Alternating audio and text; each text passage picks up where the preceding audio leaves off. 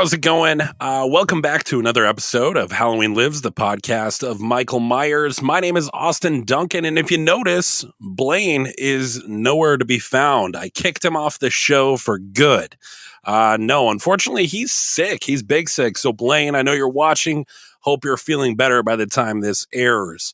So yeah, we're stuck with just me today, but I promise I will keep the energy high and deliver a great episode, a little something to keep that Halloween spirit, that Halloween hangover that I know a lot of us endure through in the months that are so close yet so far from All Hallows Eve. So today we're going to be talking a little bit about why Michael Myers is an effective character, why he is scary, why he is considered, the godfather of slashers.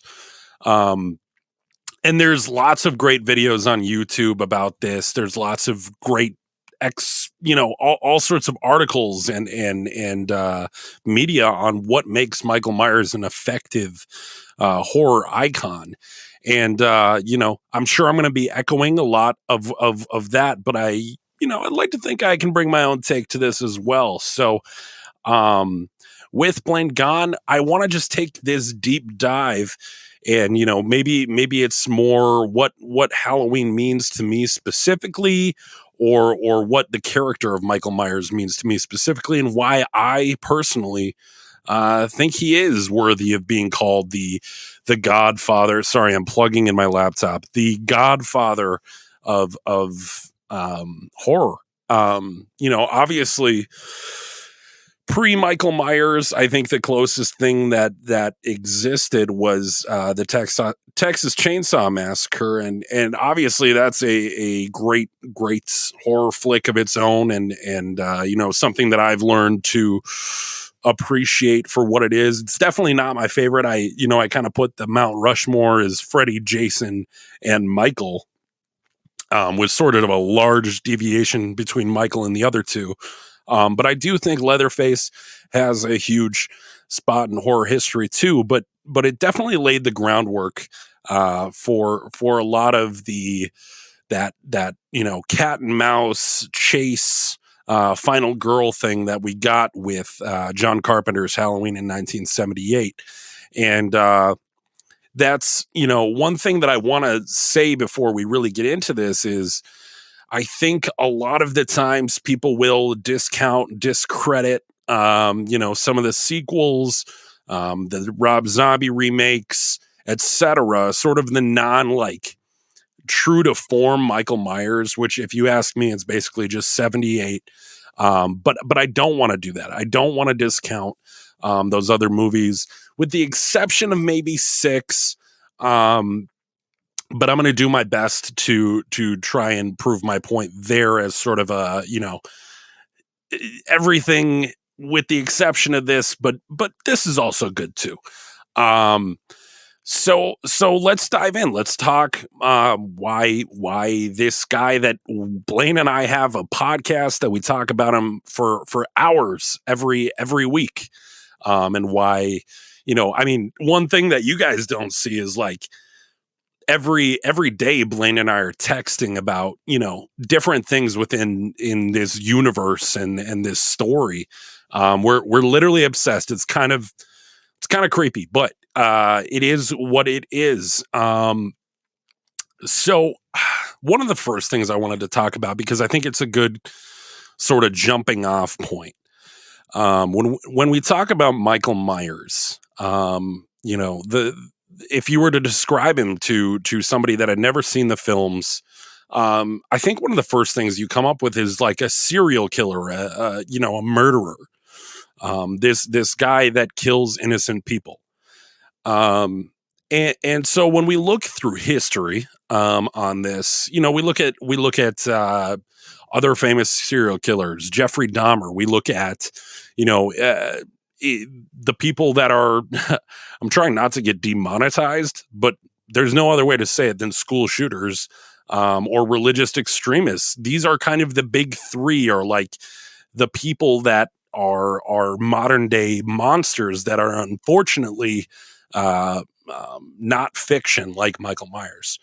But there are constantly documentaries coming out about these other types of monsters that exist in our world.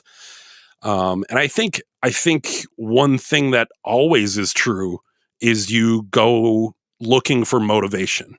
You know, I think like if we want to bring it back to Dahmer, this latest Dahmer series made by Ryan Murphy was, sort of it did leave a lot open for interpretation, but I think the point was that it was and to a degree this will relate to the Rob Zombie movies, sort of a perfect storm of situations that were happening around Jeffrey Dahmer growing up. Now, again, I'm certainly not the Dahmer expert. People have their own conclusions based off of his past or other serial killers' past. This doesn't have to be Dahmer exclusive, but I think it's sort of the most like recent, fresh in your mind, or at least in my mind, sort of deep dive into a character like that. Or you look into terroristic plots that have been carried out by individuals that are, motivated by either, extreme religion or things, like being bullied, or a society that they feel like doesn't really care about them, whether or not that is true. But I think that the point stands clear that people are always looking for motivation. And I think that that's a great place to start with Michael as to why the character is effective. The times for me when Michael Myers is the scariest, the spookiest, the creepiest is when that motivation is the least clear. I think the best part of these films is when you don't give the people what they want. I think when we have the ability to rationalize evil, it maybe makes it a little bit more comfortable. We can sit with it and digest it a bit more. Like I said, with these tragedies that happen in the real world, that's often the first thing is we're looking for a manifesto. We're looking for some sort of cult or extremist organization to tie this back to, so we can try to make sense of it. Because that is one of the first things we do with tragedy is we try to understand how could this have happened and why did this happen. And I think the greatest part for me of Michael Myers is that doesn't exist, at least not explicitly in 90% of the films. Again, I don't want to discount any of the sequels that do dive a little bit into, his motivation. But for the most part, even in the films that say that Michael and Laurie are brother and sister, or that Jamie is the niece of Michael Myers, it's never really clear, once he gets Laurie or Jamie or Paul Rudd, what he wants to do with them. I guess Paul Rudd, but I think you don't have to discount the sequels or the Rob Zombie films when talking about that. I think that Michael Myers is still an effective character for his lack of motivation in those films. That mystery of Michael Myers is sort of part of his character, and the lack of understanding that the audience has with Michael makes the character that much more effective. He's sort of just a machine killing. But my next point to that, to kind of follow that up, is, and I'm going to immediately discredit what I just said, is that he's not just a machine. He's not just an empty brain moving from one spot to the next, killing anything in his way. Now, you could watch the movies like that and I would understand that, but I do want to challenge that idea. Um, Again, I think, as much as I don't want to discredit the other films, the perfect sort of character study of Michael Myers for me is the original from 1978. And I know I echo way too many people when I do that. But it speaks to how great that film is, and whether or not it was completely on purpose or due to budget constraints or technology at the time.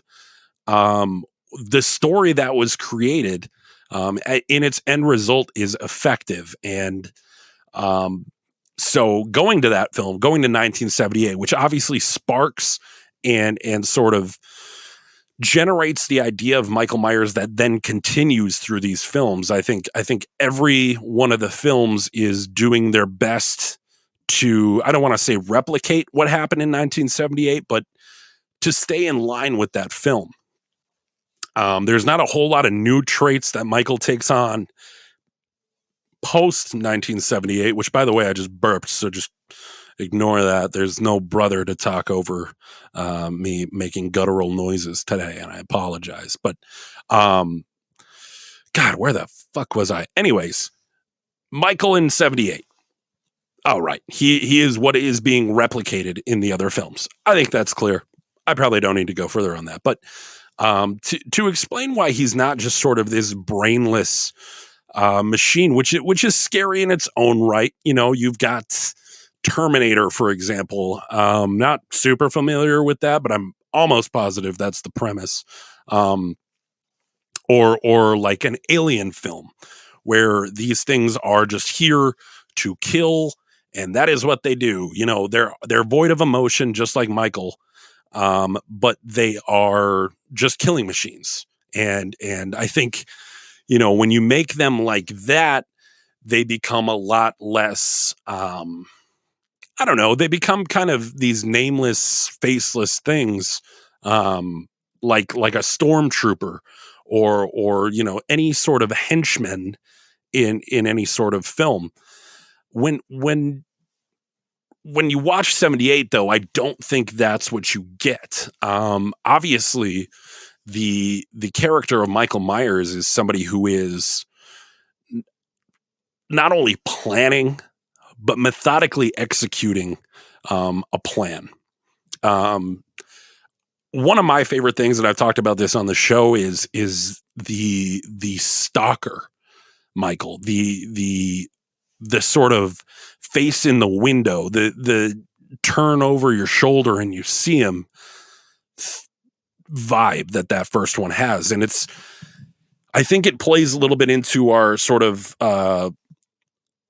early instincts as human beings to look over your shoulder, to never trust an open door. The boogeyman is this idea that's sort of evolved for thousands and thousands of years, personified. What makes the stalker aspect of Michael incredible is the fact that you can never feel safe. People talk all the time about, I watched this horror movie and I couldn't go to sleep that night. And you go, why? Did you really think, there was somebody in your room, in your house? I think Michael is the most effective at doing that, because any creak, any little noise in the middle of the night, any bump in the night could be Michael Myers. And we'll get into why that's effective as a random civilian shortly. But I think that is one point towards there's something more to Michael that helps build that mystery. Obviously you've got Michael going out and buying rope. He's buying masks. He's buying knives. Or I guess he's stealing them. He's not using US dollars to purchase his materials of mayhem. But either way, there is a plan. Obviously in 1978, he is making a plan to do what he ends up doing. So you got to go, there's some intelligence there, right? he's not just an alien going from one spot to the next and murdering, but he's a methodical, and I like to always call him a swift reaper, because in the first film especially, he's very quick. He gets the kills and he moves on to the next, whereas some of the other entries, there's even more planning, but it's less swift. It's more of a, I'm going to kill you slowly and painfully and horrifyingly. Is that a word? Don't care. And I think, that really, to me, you got to give a nugget of information, but nothing else. And, when you have this guy that there's clearly something going on, it takes him from just like a psychopath, like somebody who's, tweaking out on bath salts, murdering everything in sight, to what the hell is this guy doing this for? It begs that question that goes back to the motivation. I just think that when you look at other horror icons, you don't get that. You don't get that with, I'll go right to the closest comparison that you usually find. I think, to the non-horror fan, you can go out in a Michael Myers mask and somebody's going to go, "Oh, Jason," like it's going to happen. So let's talk about Jason Voorhees real quick. Yeah, very similar in the fact that, it's this guy who doesn't speak, who is wearing a mask, who is killing, usually people trying to get it on. And it takes place on a specific day usually. So, you got that going for you, but that's kind of where the comparison stops. I think, obviously Jason is motivated by, I guess you would call it revenge, from the death of his mother. And then obviously you have the driving force of Pamela Voorhees being this character that pushes, "Kill for me, Jason," whatever the fuck she says. She's definitely that sort of voice in the back of his head. And obviously you got somebody who's not all there mentally, never was. So you can kind of remove some of that, like, yes, he's methodical, but maybe more so in like a playful way. He's, in part 3, he takes the mask off and he smiles. He's got the wherewithal. He's running. But he's sort of this, big guy who is pissed off that A, he was left to drown, and B, they killed his mom. So now he's pissed off at the world. And, he's not too different. I mean, weirdly enough, he's not too different from, domestic or international terrorist. He's just somebody who's got a pretty simple motivation, and maybe, or obviously carries it out well beyond that motivation. And I think that is such a distinguishing factor for me. I love the Friday the 13th films. You can't see it over here, but I've got Jason masks over in this corner because that is my second favorite horror franchise. And for a lot of time growing up, it was flip-flop between the two. But ultimately, I think just like, I don't want to come off snobby or whatever. But I think Michael Myers is the more sort of intelligent, creepy to your brain killer. Jason is, obviously this brutal monster who is killing everything in sight. But to a degree, I don't think that's nearly as scary as this guy who either A, has a goal, or B, doesn't. He is just a guy who must have some pleasure in taking the lives of others. That's pretty scary. And what that brings to the viewer is this sense of dread. And I've got one of two reasons that Michael Myers should bring you dread. And to start it up is anyone. You could be the target. One thing that I've talked about is if they were ever to remake Halloween again, and they want to use Laurie Strode as the character, and they don't want to do the sibling thing, which I don't think they should do, but if they want to do it, like I said, still think it's effective.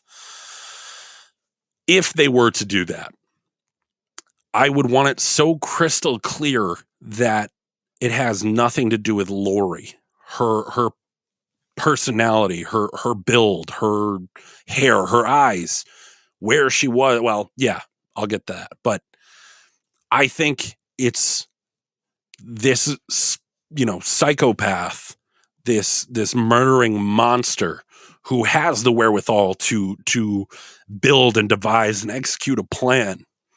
You just caught his eye. And unfortunately, it was you that he chose to absolutely go after and create this massive plan to kill all of your friends and then you. Nobody wants that. Nobody wants to be the target of somebody who has no morals, somebody who has no emotion, no remorse or empathy. It's sort of, it does go back to the boogeyman. There's no reason that Michael is coming after you other than the fact that you were there. And, I know Blaine is thinking of this, watching this right now, but I think the only other example that comes to mind of anything like this is the movie The Strangers. I've only seen the first one. I've heard the second one isn't as good, and I think they did do a third one, but one of the lines that really is effective in that film is, one of the victims screams, why are you doing this to us? And these characters, they do speak, these murderers, and they say something to the effect of, because you answered the door or something like that. Like it has nothing to do with you, who you are, rich, poor, any color, creed, anything. It doesn't matter. You could have made all the right choices in life. You didn't do anything wrong to get in this position. You just got in the eyes of someone who is pure evil. And I think that's terrifying, man. Like it really, it does not discriminate, this evil. The shape is not looking for anything specific, there, and there are stories that have tried to make that. So let's talk about that before I get into the other reason, the darker reason that I think these films should give you that sense of dread. I talked about how the sequels or the Rob Zombie films, which are, known for making it sort of a family story. Michael is out to either get Laurie Strode, his long lost sister, or get Jamie Strode. Does she go by Strode? I think she goes by Strode. His long lost niece. We'll start there rather than diving into the curse of Thorn right away. Again, and I mentioned this earlier, we don't know what Michael will do once he gets his hands on Jamie or on Laurie. His motivation, he might be going after one person in the midst of all the other killing he's doing and sort of killing everybody that's in his way to that. But why? That motivation still is unclear.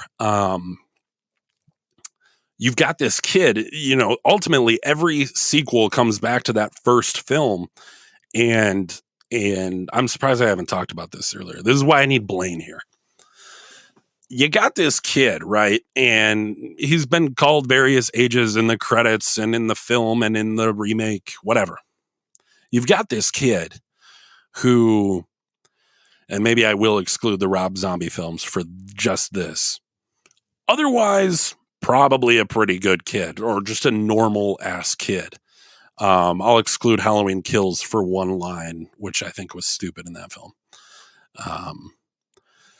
I think in the same sense that if they were to remake Halloween, to have that scene where, Laurie walks by Michael and it's just, he just follows her and it's on from then. I think the other really fucking scary thing that would be awesome to see is the switch. You've got this kid who, you know, just a normal ass kid. You don't give him like some motivation already for wanting to just kill everyone. It's just a normal kid, you know. Let's say for this purpose he's 10 years old.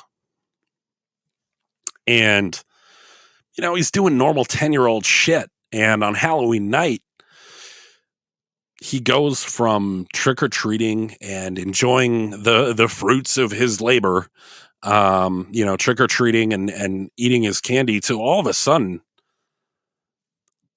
I'm not going to speak anymore. I'm not going to rationalize. I'm not going to show empathy. And I'm going to kill fucking everyone.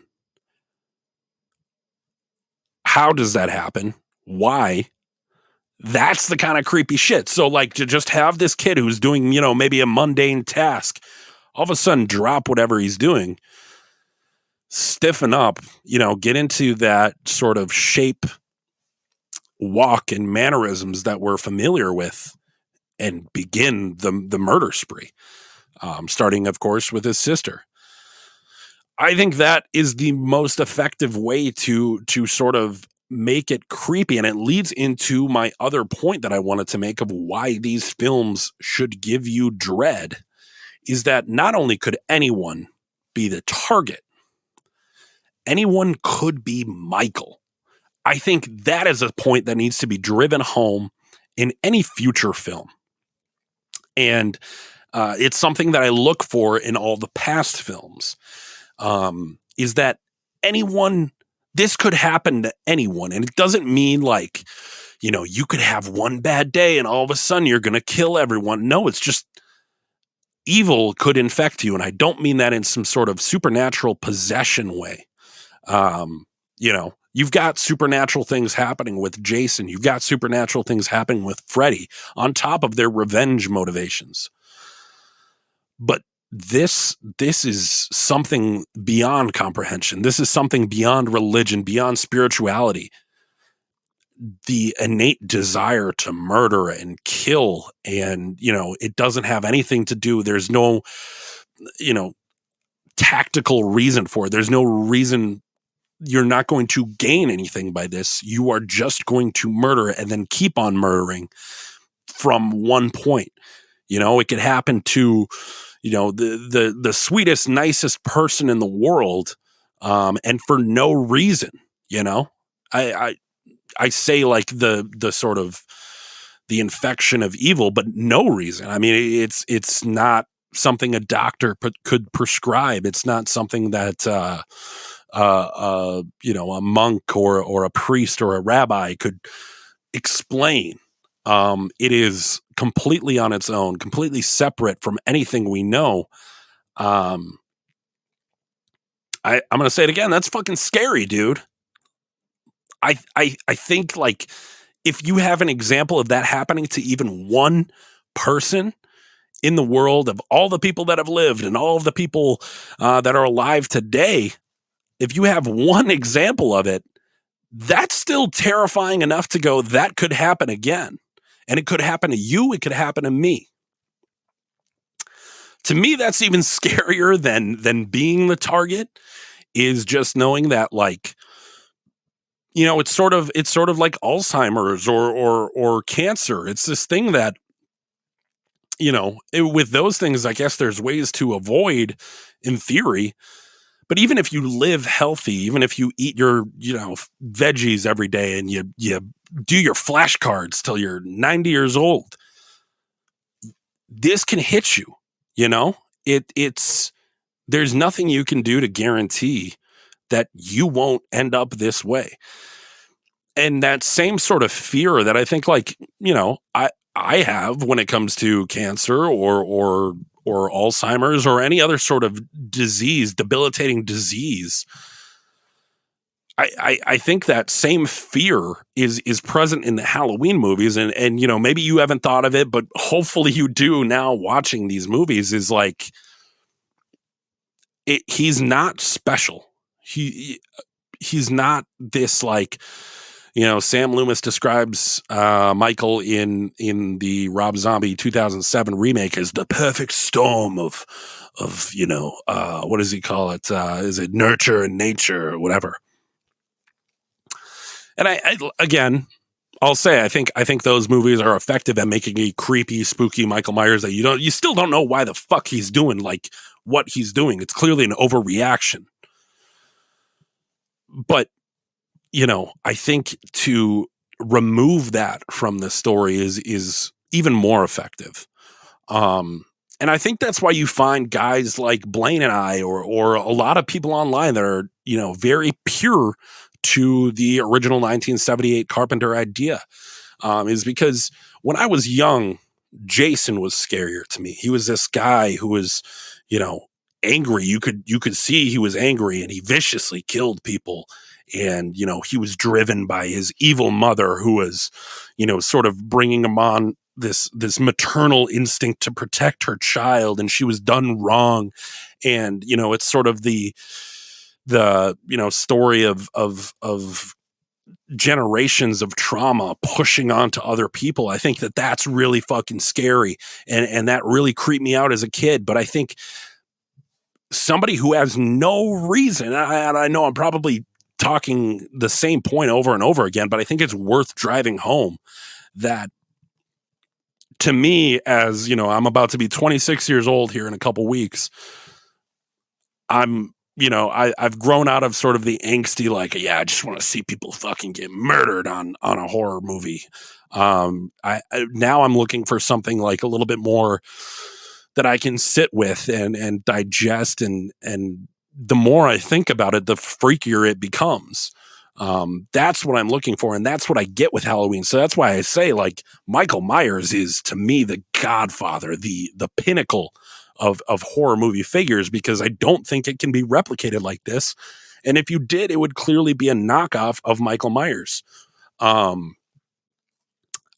think that's just the creepiest thing, man. That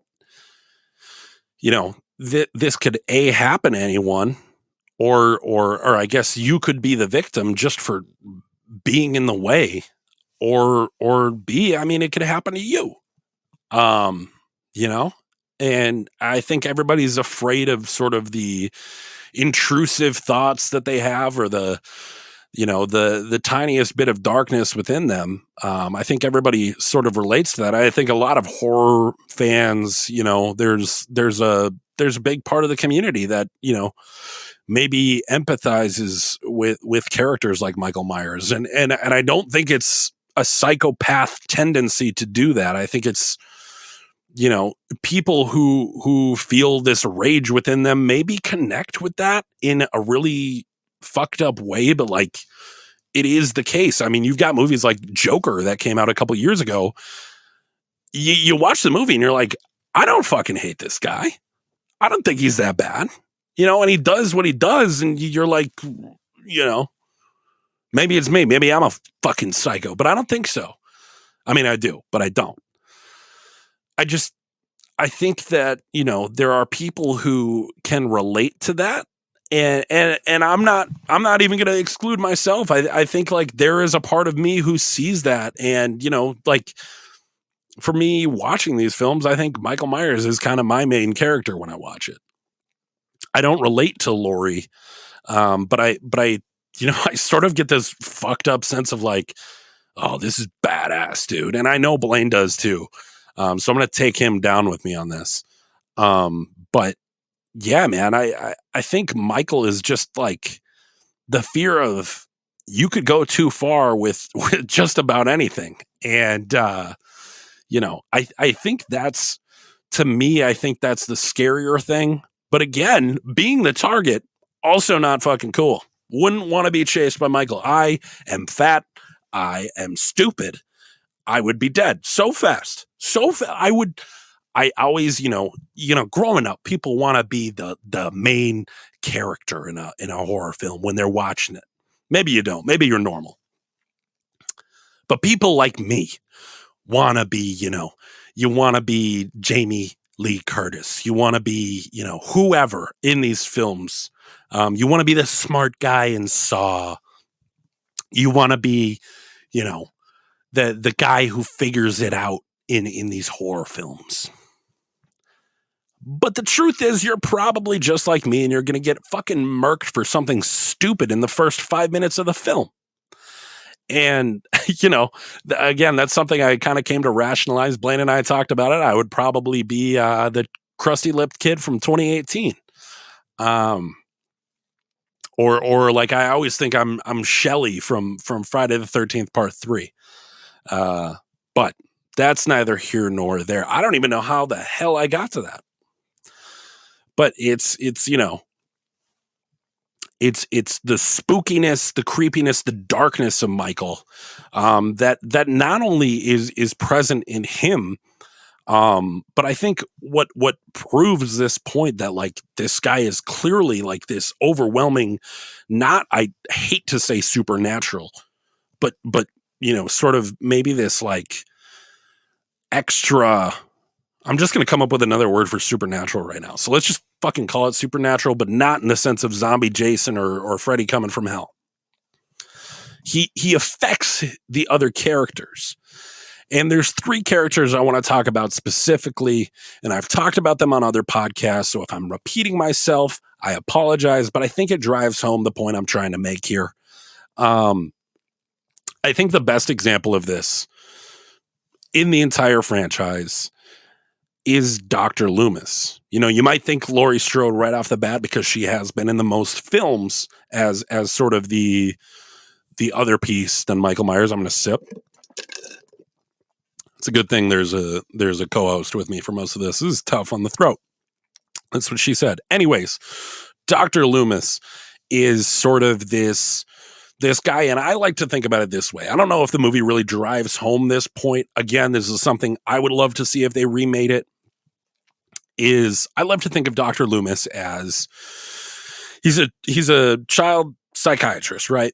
And I think it's fair to say that psychiatry and sort of anything in the mental health space is usually removed from religion. It's usually a secular sort of position where, you can't just prescribe somebody with being too far from Jesus. Like that's not going to, I don't want to say that's not going to help anybody because, finding religion helps a lot of people.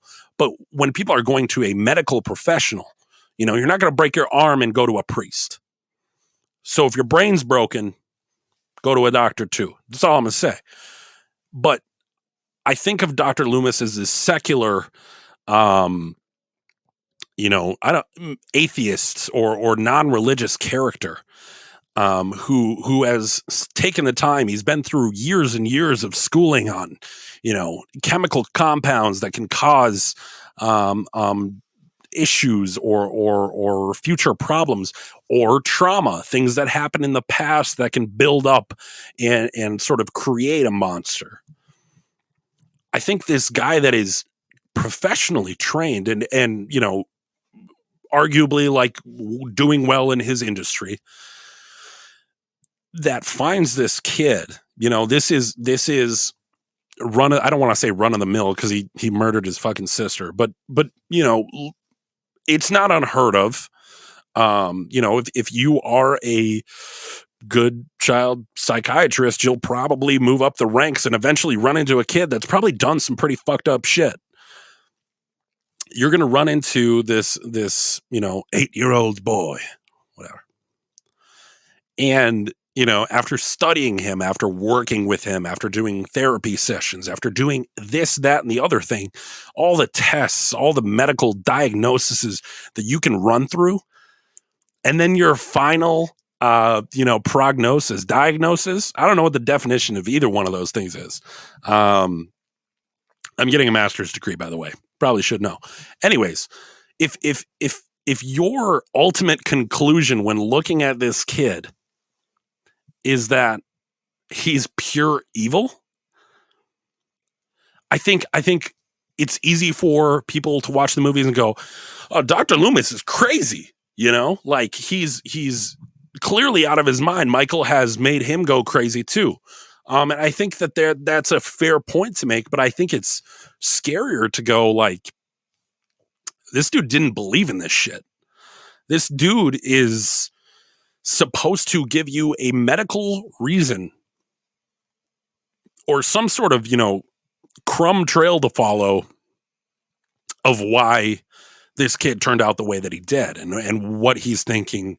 There's some case study from the 1920s where this was exactly what happened. No, this doesn't happen. This has never happened in the history of man, and it's no one else currently has this.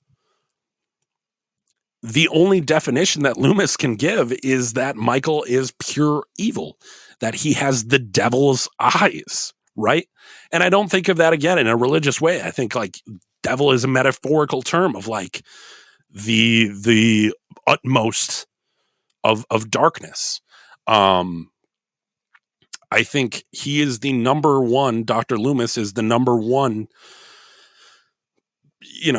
sort of Frankenstein's monster to Frankenstein, and you would think it would be the reverse. But it is really, to me, it's scary for somebody who is a believer in science and medicine and figuring out, what makes, like I say, these real monsters in our society the way that they are. For the ultimate diagnosis to be, he's just the shape of a man. He is driven by nothing more than evil. Scary, dude.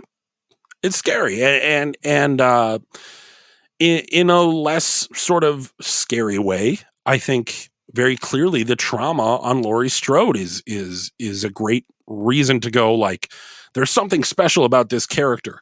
Laurie Strode is sort of a through line in almost all the films. And, it's been shown multiple ways what the trauma of the events of 1978 or the trauma of 1978 and 1981, or, through H2O, or in the remakes. Obviously, Laurie's a mess in Rob Zombie's Halloween 2. And then you got Rambo Laurie, who has decided if this ever happens to me again, I'm going to trap him and burn him. Like, I'm going to be prepared. There's lots of different ways that trauma has been personified through Laurie Strode. And I think it makes it even more terrifying to that point of like, you could be the target. Like, it would really suck if Michael killed you. That is terrifying in its own respect. But if you survive, you almost become a monster on your own. Maybe not in the sense of like killing people or murdering or, doing these devious things, but you become a recluse. You become a nutcase. You become somebody who is excluded from society and ends up alone. And I think that to its own degree is pretty terrifying as well. And finally, as far as others that have really personified the effect that Michael Myers has on a society, I think the David Gordon Green trilogy was really trying to drive home that point that I'm making now about the effect that Michael Myers has on a community, specifically Haddonfield. Obviously, you've got kills where an innocent man, I don't know why he was in Smith's Grove, is murdered by the town. I guess, he commits suicide, but he was driven to that point from this angry mob that was generated from Michael Myers. They might have had good intentions, but Michael Myers ultimately was the reason that guy died. He infected the town, and unfortunately, he passed away because of this. But when you really want to drive it home, and I know Halloween Ends, people got opinions on Halloween Ends, and we've been vocal about ours. We are on the fan side versus the people who hate it or think it's dog shit or whatever. And we've talked in other episodes how we understand, Blaine and I understand those arguments, but we ultimately, at the end of the day, and I think a lot of it has to do with Corey Cunningham, the character of Corey Cunningham. What better example is there to show the effect that Michael Myers has on somebody who is completely unrelated, by the way? You know, Laurie Strode was in the events, whether or not she was the brother or the sister of Michael Myers, whether or not you have that as part of the story, she was directly affected in 1978. Her trauma is pretty cut and clear. But the infection of Corey Cunningham, somebody who was ultimately the victim of Michael Myers, even before his ultimate demise, this isn't a guy that was interacting with Michael Myers ever. This is a guy that had something bad happen to him. You know, he was something tragic happened in his life. And because of Michael Myers, because of the curse that he put on the town, Corey was almost filling the shoes. And Corey's mother talks about this, of how, you know, the town still needed a monster. And so they painted Corey as that. And sometimes, you know, when people are expected to be put in a box, they take it too far. And he, you know, obviously ends up murdering innocent people. I guess they were people who had wronged him, but obviously, like, the consequences are far greater than the initial, you know, action. I think Corey Cunningham is why I like Halloween Ends. He's this character that you empathize with. And, you know, when he's talking, I want to burn this town, it's like, yeah, man, I get it. And then he takes it too far. And then we go back to that same scary thing, that driving factor of this could be you. You empathize with him. It's almost like Joker, that I talked about earlier with Joaquin Phoenix. You empathize with this character. And you're like, man, I get whatever he's about to do. Like, I get it, you know? Like, it's this surrounding nature. I mean, people say Michael Myers isn't in that movie enough. Michael Myers is in almost every goddamn scene. He's the driving force. He is what pushes the plot along in that film. He's just not physically present, you know? In a lot of the scenes. And then when he is, obviously they have their connection. I don't think that's a supernatural thing. I think it's just more of like, you're looking in the eyes of somebody else who probably understands that their surroundings have made them out to be a monster. And in Michael's case, rightfully so, but I think there is a connection there on sort of a, I don't want to say spiritual level, but on just a person-to-person level. You know, you meet this person with this extreme darkness within them. And it's, you know, there is a connection there. But, you know, obviously I think that scene was filmed in a way for people to make their own motivations or rationalizations or theories. But in the end, Corey Cunningham kind of serves as this perfect personification of Haddonfield and the pain and the fear that Michael has created. And I think it's perfect. I think somebody like Michael Myers, that I think is genuinely one of the scariest figures in all of fiction, in all of horror, in all of American society, culture.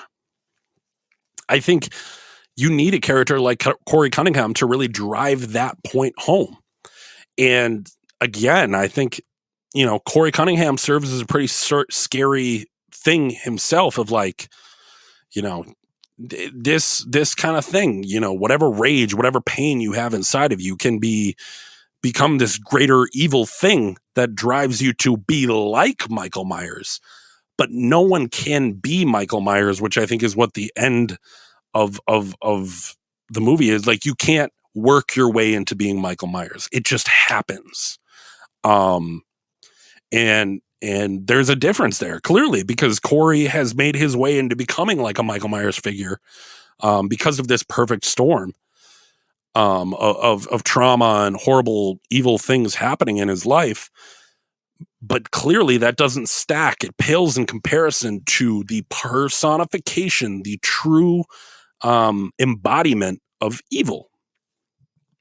And, I love that you get both of those things in that film. And, Michael Myers is flesh and blood in that film. At the end of the day, he's killed, he bleeds just like the rest of us.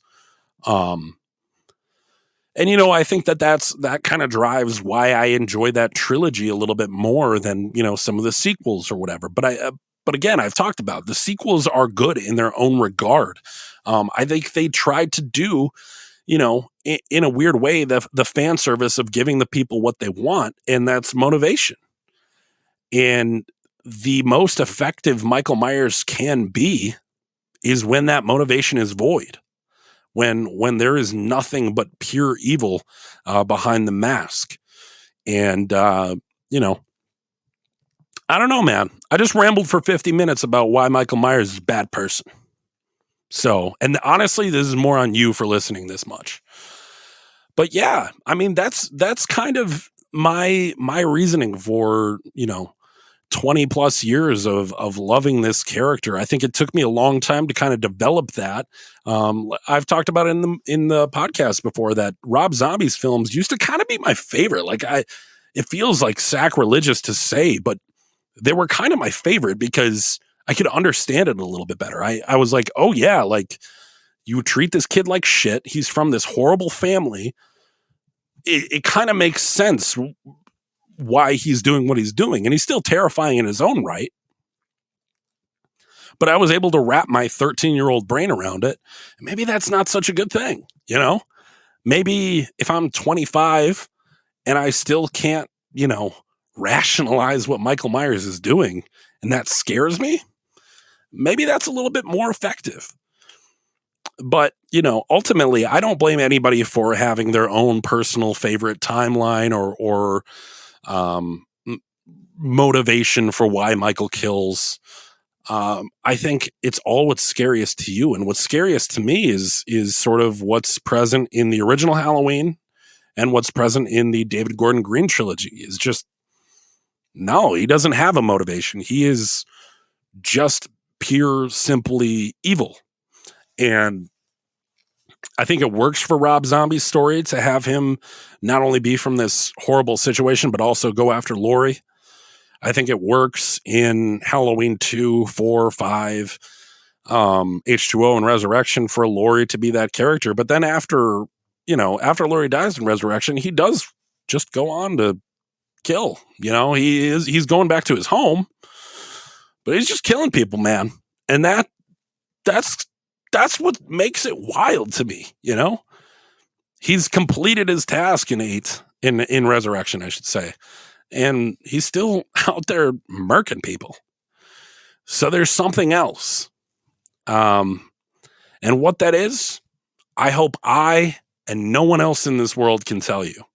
I hope we never get any sort of clear-cut motivation for Michael Myers. And if we do, that shit's going to get retconned because it has countless times before. I think the more you try to explain Michael Myers, the less scary he gets. And I know I'm not alone. I'm probably preaching to the choir here, but it did feel good to kind of get that out of my system, And I hope you enjoyed that little spiel, that little soapbox I got on. I'm sure I'm going to, think of more reasons or whatever as time goes on. But as the present stands, that's what makes that's what makes Michael an effective, horrifying, villainous character. And I think it stands the test of time. I think that's why people can go back and watch a movie from 1978 with maybe not the best acting, not the best whatever, and it still scares the shit out of them. That's incredible to me. But I don't think that's present without that factor. So, yeah, man. Thanks for watching. Thanks for listening. Before we go, I do want to talk about the big thing coming, obviously we're on episode 18. Failed to mention this at the beginning. We could be at this number by the time this drops, but as we stand at the time of recording, we are at 299 subscribers, man. We are one subscriber away from the big 300. And, first of all, I can't thank you guys enough for showing any love to this podcast, showing, Blaine and I, giving us these great comments, pushing us to go further in, this series. And it means a lot to us. This is, not only is it this really cool way for us to beat that Halloween hangover we talk about, but it's been cool to talk with my brother about Halloween all the time. Like it's a set time for my brother and I to hang out, and, life gets harder as you get older, and your time to hang out with people gets taken further and further away from you. So it has been a really cool thing. If I can get, real sad and sappy with you, but that has been a really cool thing. And thank you for supporting that, because Blaine is he's a mastermind, and he's got all these great ideas. And, I'd like to think I add some to that too. But a lot of what I do, man, is I make the graphics, I do the Photoshop work, or I edit things that are in his brain. And, it's been awesome. And his latest and greatest idea is this Live 25. And, we're on episode 18, on the episode 25, which I should pull up on my phone what date that is, specifically, because that is important. It is July 7th will be the date that our 25th episode goes live. We're going to be doing it live, and we're going to be talking with you if you would like to join us. We're going to bring guests on the show. We're going to be giving away like $300 in prizes, but only to people that are in the show that night. So if you want to be a part of that, send us a DM at Halloween Lives, at Halloween.lives.podcast, on Instagram. We'd love to have you on. Come chat about Michael Myers with us. It's going to be kind of just a communal space to talk about Halloween, to talk about Michael Myers, where we're going, where we've come from, thus far in the podcast. And it's our own little celebration for we've been doing this for almost 6 months now. And by that point, it'll be 7 months, and it's going to be really cool. So I really hope you can make it if you're watching. Also, if you're enjoying this podcast, if this is your first episode, I'm really sorry Blaine isn't here. But hopefully I entertained you. But if you're enjoying this, please drop a subscribe. Give us a like, do all this stuff. And I say that in sort of this way where it's like, you hear it 1,000 times. Everybody's asking for your support. But like at the very least, like, it makes two brothers that really connect on this thing. It makes us happy. We send each other like, damn, the channel's doing really well. We're proud of it. And at the very least that, but on top of that, the more support we get, the more things we can do, the better guests. I mean, we've already had incredible guests for having, a very small spotlight. But I mean, it just helps with credibility. It does everything. But that's enough about me begging you to subscribe. Hit us up on Instagram. Leave us a comment below, not for any sort of algorithmic thing. I'd just love to talk to you. And we'll see you next time, back with Blaine.